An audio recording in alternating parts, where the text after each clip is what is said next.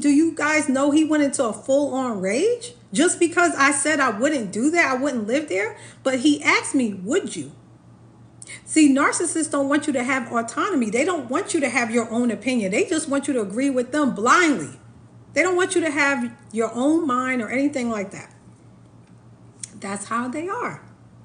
So, narcissist knows that worship means that people will do what they say when they want them to do it, and you submit your will to them, which feeds the demonic spirits that are in narcissists. Narcissists have the spirit of Jezebel, the spirit of Leviathan, and many other demons. Sometimes they got Legion up in there, which is 6,000 demons.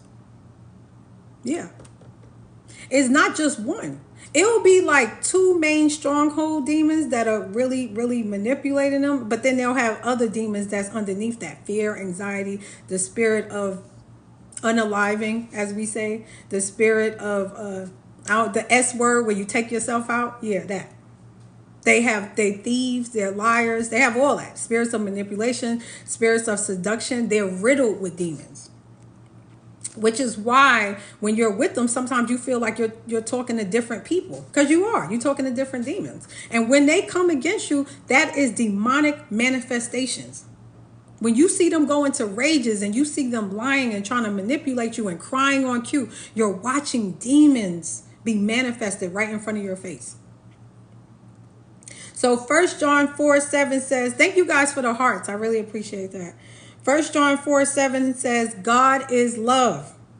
Beloved, let us unselfishly love and seek first best one of another, for love is from God. Love is from God. And everyone who loves others, if we love each other, is born of God, and God knows through personal experience. They know God through personal experience. Narcissists don't know God through personal experience because Jesus tells us that if we love him, we have to submit our life to him.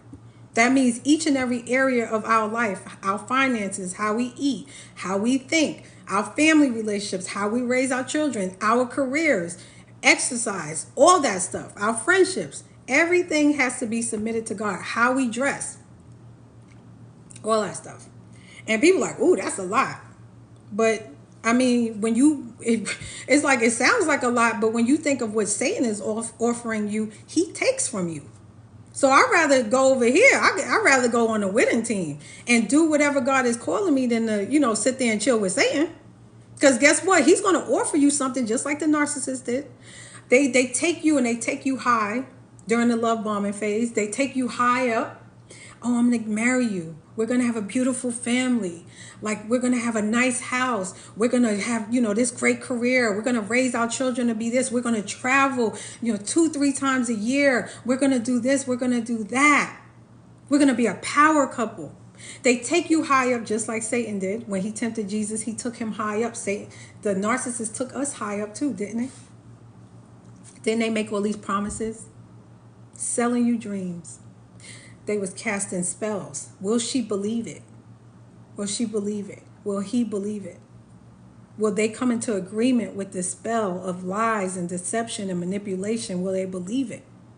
And if you don't have a strong relationship with God, if you don't have a strong sense of wisdom and discernment, you're going to fall for it. If you're a lukewarm Christian, like I was, you're going to fall for it. Because I'm sitting here thinking I'm worshiping God, and I got the tarot cards, I got the sage, I was calling myself horoscope signs. I'm a Capricorn, I'm this, I'm that. I was looking at birth charts, and I was sitting there doing angel cards and bringing this crap to my family. I was doing all this stupid stuff. I was doing yoga. I was doing all that stuff. Thank you, Brittany. Thank you for being here, honey. I was doing all that stuff. Didn't even realize I was in bondage. So I'm sitting here like, Lord, I just want to be married. I just want to be married. Just like Risa Tisa. Didn't she say that? I just want to be married. I wanted it to be my turn. And Satan said, yes, it's your turn. It's your turn to suffer. Because when you're not in alignment with God, you will suffer. It's the narrow path for a reason. But it's narrow when God says, come on the narrow path, pick up your cross and follow me. That means that it's narrow because as you walk on that path, that weight of that cross, is squeezing all of the world from you. The lies, the manipulations, all the false ideologies that you had about yourself, the stuff that your family told you that was false. It breaks all that stuff from you. You carry that cross just like Jesus did. And you suffer. You go through betrayal and all that. But what does it do as you're going through that refinement process? You begin to look like Christ. And he increases your spiritual gifts. So you'll be saying, ooh, that's a narc. Ooh, that's the spirit of Jezebel. So it moves from just narcissist to, ooh, that's Jezebel. That's Leviathan. That's Legion. That's Asmodeus. That's Delilah. That's the spirit of Leviathan. That's the spirit of Python. You'll be able to see different spirits. The Holy Spirit going, because you walking with God now. So guess what? You're going to have access to all the gifts that he had. Didn't he say that we're going to do greater things than he did? He said that, right? He said you guys would do greater works than I did. I'm like, how, Lord? How are we going to do greater works than you?